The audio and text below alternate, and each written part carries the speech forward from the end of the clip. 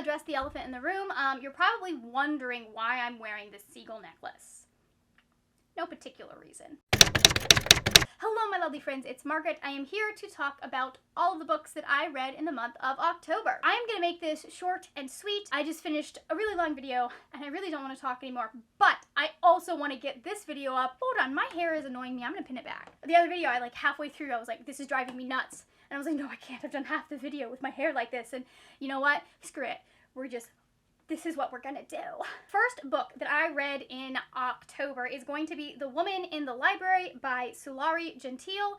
I ended up giving this book 4 stars. It is a murder mystery. We have our main character who is sitting in the library with 3 other people when they hear a scream, and it turns out that that scream belonged to someone who ends up being found later as a dead body in the library. And so she is trying to figure out what happens. There's some weird stuff that starts happening, and creepy stuff, and so she ends up getting drawn into this mystery inadvertently because she connected with these other 3 people who were in the library with her. They kind of bonded over that scream experience. Basically, you've got 2 different storylines. You have your main plot, which is this girl that was in the library and met these people, and then you have kind of like this B plot that takes you a minute to figure out what it is, but it's kind of sort of, they're connected, but in a way that is not apparent right at first. I really like the characters. It has kind of a cute little side romance, and I like the fact that it does kind of go into and examine how the criminal justice system teaches people. It examines some of people's stereotypes in regards to race in some really a really interesting way. I love how the author kind of makes that point. The mystery kept me going and kept me reading, and I was going back and forth over who I thought had killed the person, because I was like, all of these people have a motive. And the way that things come together at the end was really, really fantastic. There just was like one thing that happened at the end that just, like, it was almost a 5-star book, and then this thing happened at the end, and I was like, why is this hanging Chad here? Anyways, I liked it. I think it's really, really good. The audiobook is done really, really well, and I highly recommend it to anyone who likes reading like mystery thriller type books. The next book that I read in October, maybe my favorite book of the year. It has some slight competition with a book that I just read, but I'm thinking about this. This may be my favorite book of the year, and that is a book that I have been meaning to get to for ages. I've been meaning to get to since I bought it last year, at the end of last year, kind of as a birthday present to me, because Margaret's have to stick together. And that book is The Little Thieves by Margaret Owen. If I loved this book less, I could talk about it more. This is about Vanya, and as a child, she was given over to Death and Fortune. They are her godmothers, and she is...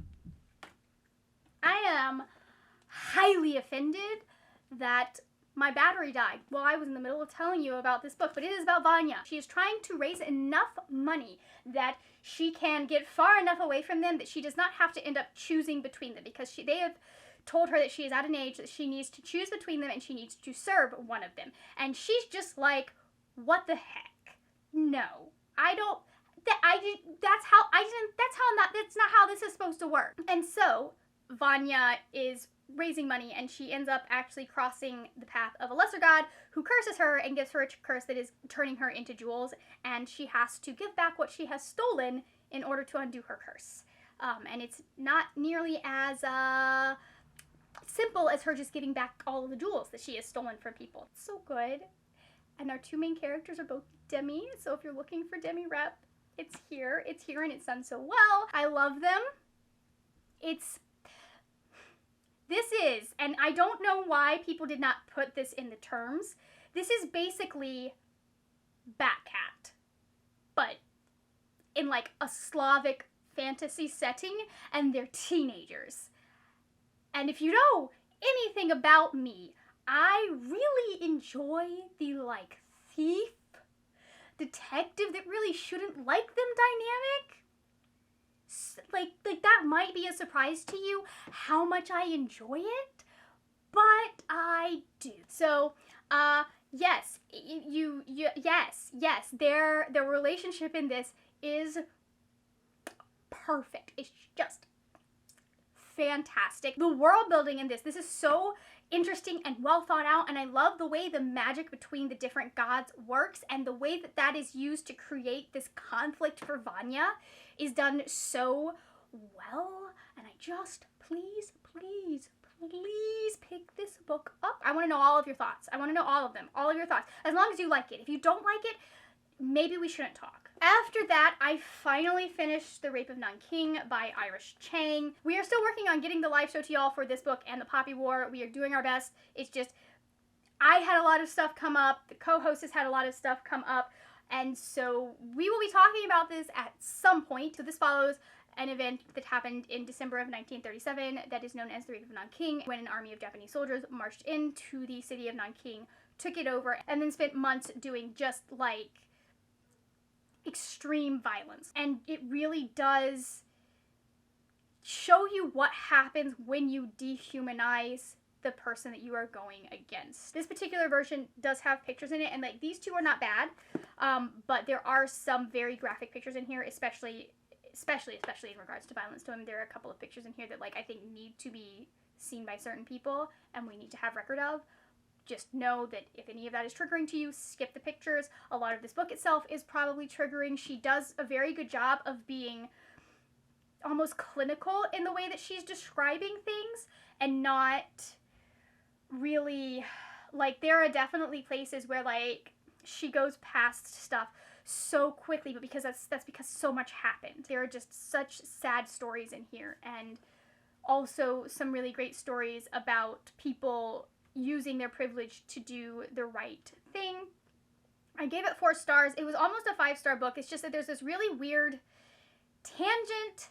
Like, I kind of understand the tangent, because there is a guy who was part of the Nazi party, like grown up in China, was born over there, but according to her, he subscribed to the economic Nazi policies and was horrified when he went back to Germany and found out some of the like genocidal Nazi policies. But he is historically significant because he did use his influence with Germany to then influence Japan, or to try and keep Japan from doing some of the things they were doing. He was someone who helped save people, interestingly enough, and then he also is part of why we know as much about what happened as we do, because he kept extensive records, and he also kept, like, there was a movie that he kept and things like that. So, like, it's one of those things that's historically significant. There were a few places where I'm just like, why are we spending so much time on this man? This man. There are 2 other people in here that she talks about that were foreigners that helped try to curtail some of the violence, and I'm just like, why couldn't we have spent more time on these other 2? So I don't know,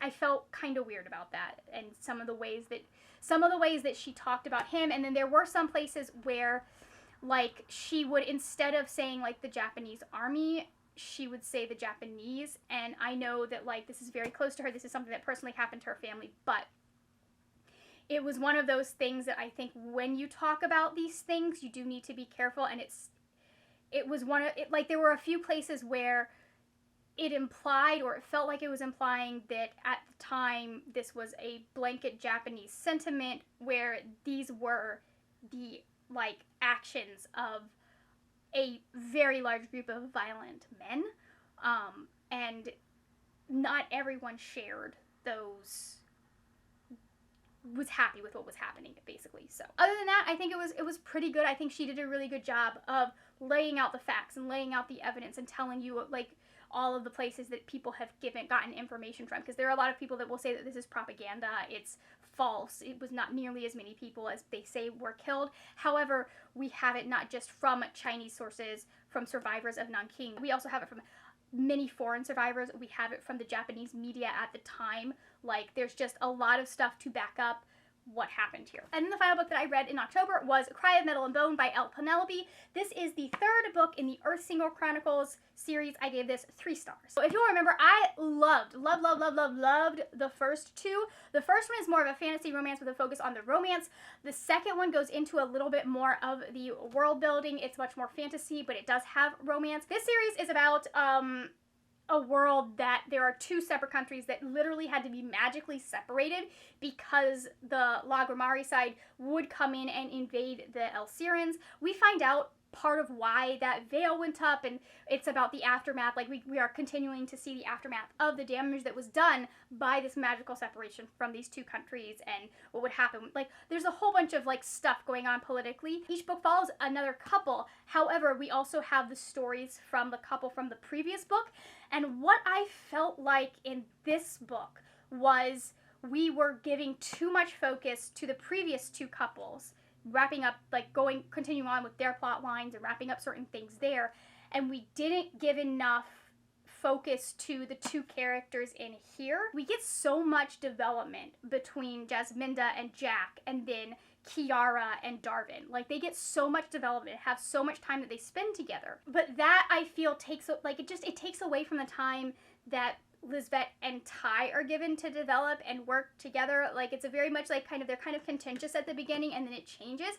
And I would have liked to be able to see more of that change, because it just felt too fast for me this time in this book. And I really enjoyed, like, the pace that the other two romances had gone at. I just feel like this one more needed to be given to the two main, like, the main couple of this book, and we needed to pare back the storylines for the other two. Like, I did like seeing the other two couples and having them be part of the story. We needed more from the main couple that was supposed to be kind of the driving force behind the novel. If you are looking for a fantasy romance series, I still highly recommend this. I still really enjoy it. I really like some of the stuff that it explores, some of the stuff that it talks about, so I'm, like, not going to stop. There's one more book in the series. I'm going to read that. I'm going to finish it. It'll be great. However, it is not the best book in the series, in my opinion. Alright, so those are the books that I read in the month of October. I would love to know what you read in October if you're feeling chatty. If you're not feeling chatty, go ahead and leave me the metal arm emoji, since it's Cry of Metal and Bone. Thank you so much for watching. If you enjoyed this video, please give it a thumbs up. Also, if you liked this video, you might like some of my other bookish videos, so go ahead and check those out. That is it for now, my friends. Happy reading, and I will see you later when we will talk about more wordy, nerdy things. Bye!